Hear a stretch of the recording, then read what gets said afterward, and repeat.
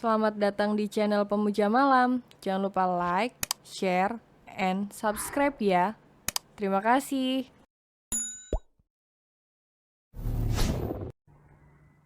Chapter 89. Antara mantan dan daun muda. Siang ini, Dimas akan ada meeting di JF Resto and Cafe untuk membicarakan masalah proyek pembangunan dengan Fahmi. Harusnya Arya yang menemui Fahmi, namun karena Jenar kembali rewel dengan sejuta kemanjaannya, akhirnya Dimaslah yang menggantikannya. Hampir 2 jam, Dimas bersama Arlan berbincang dengan Fahmi, guna membicarakan proyek yang sedang berjalan. Tidak ada kendala, hanya saja proyek tidak bisa dipercepat lantaran musim hujan. Maka dari itu, proyek akan selesai lebih lambat sedikit dari waktu yang ditentukan.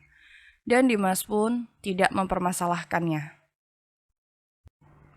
Selesai meeting, Dimas dan Arlan keluar dari ruangan VIP.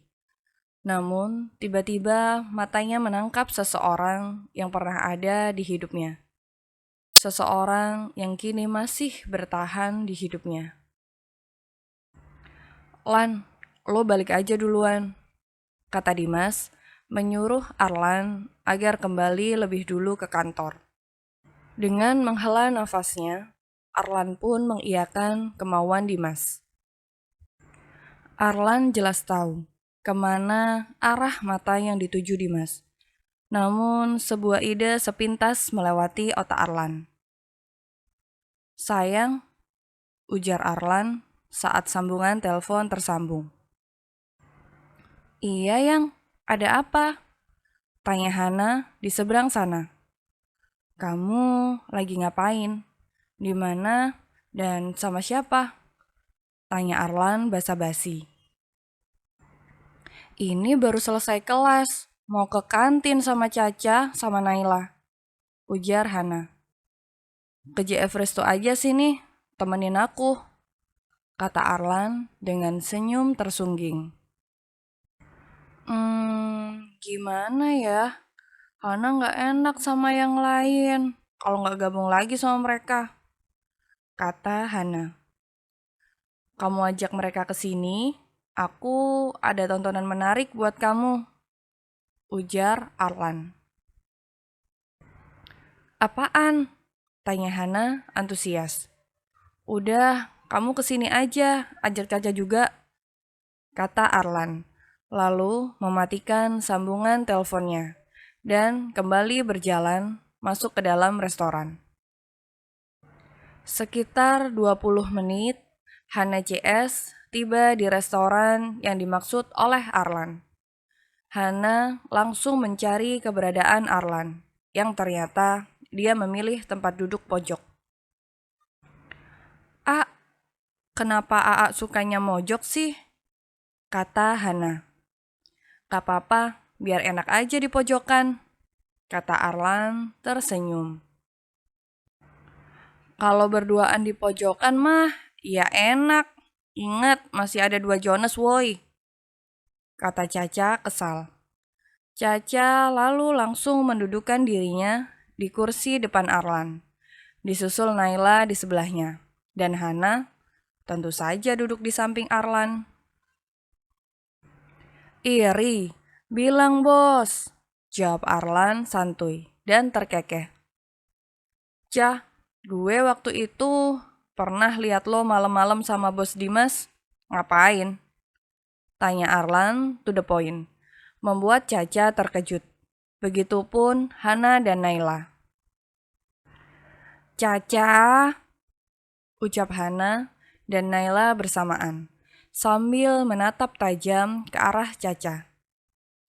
Dasar asisten ember, umpat Caca melotot kepada Arlan.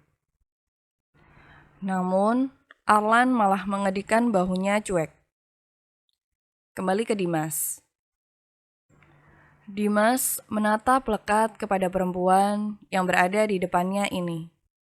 Dimas sangat merindukan sosok yang telah melahirkan anak untuknya. Namun, Dimas juga masih kecewa kala mengingat ia tega meninggalkannya dan juga bayinya hanya untuk mengejar cita-citanya sebagai model go internasional. Meski begitu, rasa cintanya untuk sang mantan istri tidak pudar. Dimas, ujar Astrid, memulai percakapan karena sedari tadi keduanya hanya diam. Kamu sudah banyak berubah ya, katanya lagi dengan senyum tipis. Kamu pun jauh lebih banyak berubah, jawab Dimas dengan masih menatap lekat wajah Astrid. Wanita yang tidak bisa membuatnya move on, meski sudah tersakiti.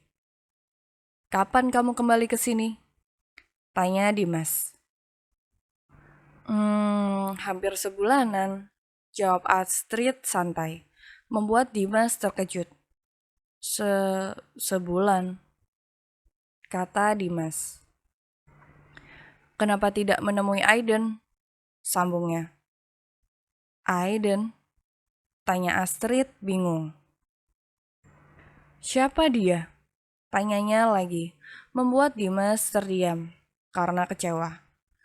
Padahal selama ini dia selalu mengirimkan foto-foto dan video Aiden kepada Astrid, agar Astrid bisa cepat kembali ke tanah air dan menemui Aiden.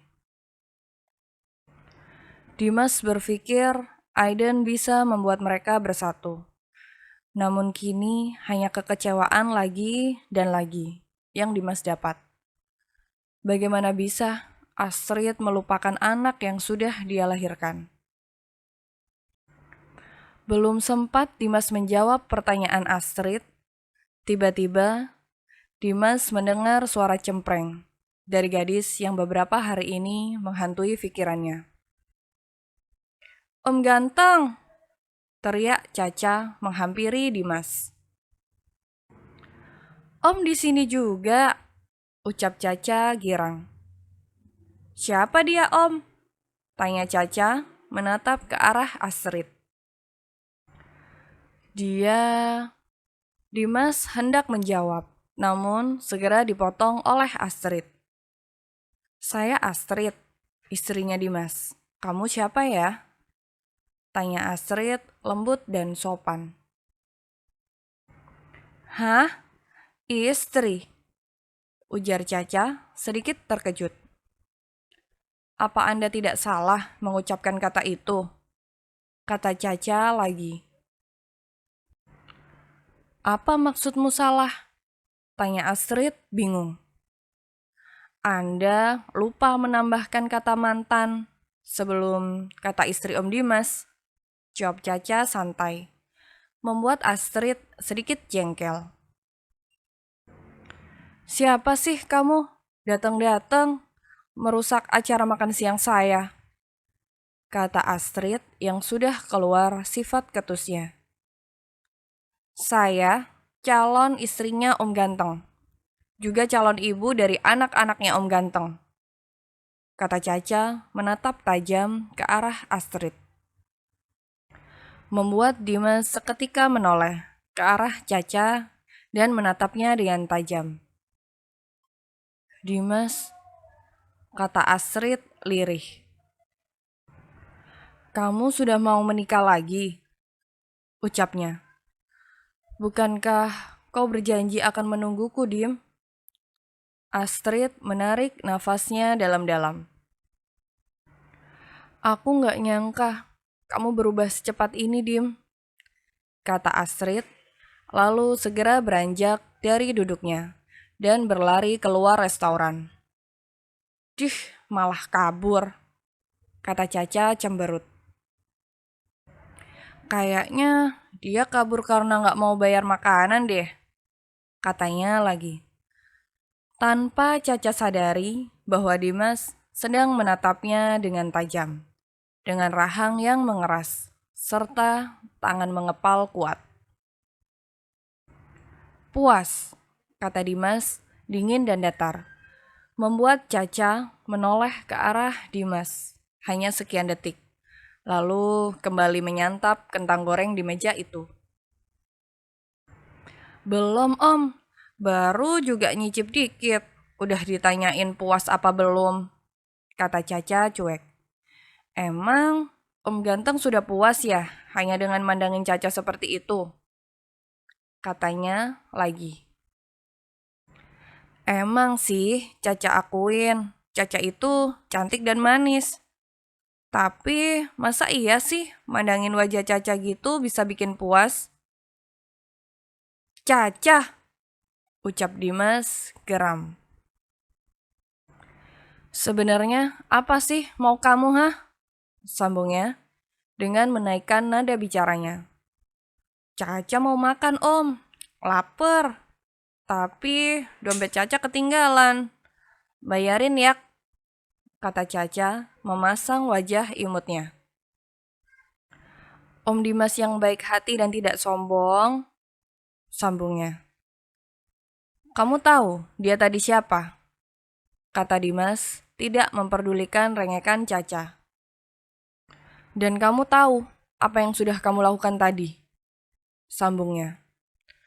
Tahu lah, kan dia udah memperkenalkan diri tadi. Dan Caca juga sudah memperkenalkan diri. Ujar Caca cuek. Lagi nih ya om, yang namanya mantan itu udah jadi barang bekas. Jadi itu udah buang aja. Kasih ke yang membutuhkan. Kayak sekarang nih, om kan juga udah bekas. Harus dikasih ke yang membutuhkan. Nah, dan Caca termasuk salah satu orang yang membutuhkan. Jadi Om Ganteng sama Caca aja, ngapain balik sama mantan? Kata Caca panjang lebar. Malah membuat Dimas semakin marah. Dimas menggebrak mejanya hingga membuat Caca dan orang di sekitarnya terkejut. Sampai kapanpun, aku tidak akan memberikan Astrid ke orang lain. Aku tidak akan pernah membiarkan dia dimiliki orang lain, karena dia hanya milikku. Dan satu lagi, aku tidak akan sudi dimiliki bocah kayak kamu, ucap Dimas penuh penekanan, sambil menunjuk wajah Caca dengan telunjuknya. Om galak juga ya kalau lagi marah. Tapi galaknya Om masih kalah sama galaknya Mama Caca Om. Ucap Caca cemberut, membuat Dimas terdiam. Coba deh Om temuin Mama Caca. Om adu galak sama dia, menangan mana? Nanti kalau Om bisa ngalahin galaknya Mama Caca, Caca rela dengan ikhlas menjadi istri Om, kata Caca, membuat Dimas frustasi. Terserah. Intinya, jangan pernah temui aku lagi. Kalaupun kita ketemu di jalan, jangan pernah menegurku, ucap Dimas, lalu langsung pergi meninggalkan Caca sendirian di meja itu. Tak lama setelah Dimas pergi, Arlan, Hana, dan Naila langsung menghampiri Caca. Ca, are you okay? Tanya Hana lirih. Hana dan Naila yang mendengar ucapan Dimas merasa ikut sakit hati.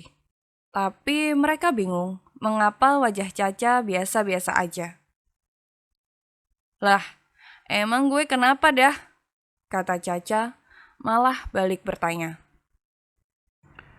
Ucap Arlan, namun segera dipotong oleh Caca. Santuy aja. Hahaha. Kalian kenapa mukanya pada jelek banget sih?